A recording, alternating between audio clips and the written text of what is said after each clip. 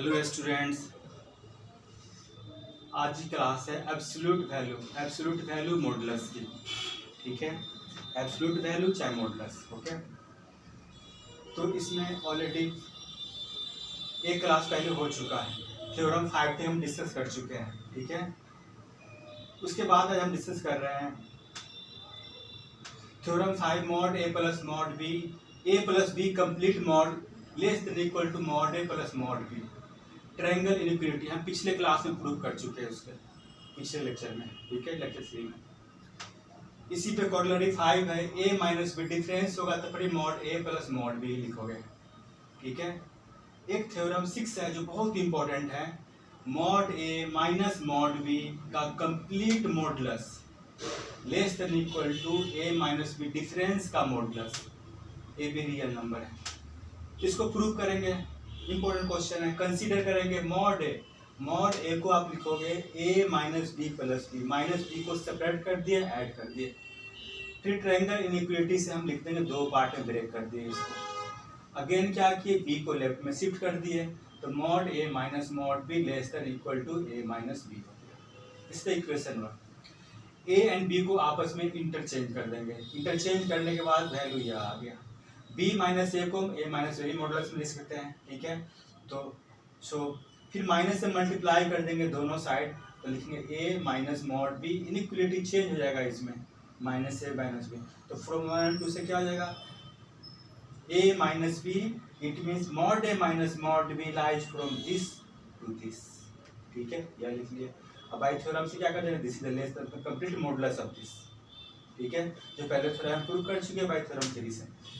तो यह थ्योरम यहीं तक एब्सोल्यूट वैल्यू मॉडुलस की जो थ्योरम्स है केवल थ्योरम 6 तक ही पढ़ना है। उसके बाद गाइडलाइन प्रॉब्लम है बीएससी मैथ ऑनर्स के, जो डीयू में, स्पेशली डीयू में जो रिकमेंडेड क्वेश्चंस होते हैं जो आते हैं।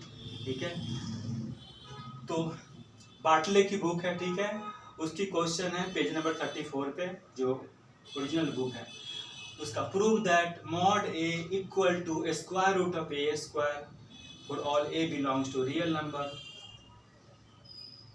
B पार्ट है, mod a by mod b equal to mod a by mod b, a भी real number, b not equal to 0। First part को प्रूव करेंगे, कंसीडर करेंगे mod a square equal to a square.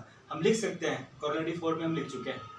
तो square root हटाओगे तो ऊपर क्या हो जाएगा, मॉड रूट a स्क्वायर हो जाएगा। प्रूव हो गया, सिंपल। इसको प्रूव करेंगे, मॉड a को कंसीडर करेंगे a by b into b करेंगे, मल्टीप्लाई डिवाइड कर देंगे उसे।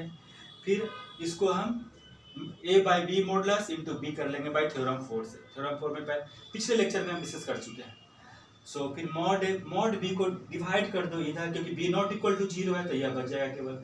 प्रूव हो गया। नेक्स्ट क्वेश्चन है क्वेश्चन नंबर 2।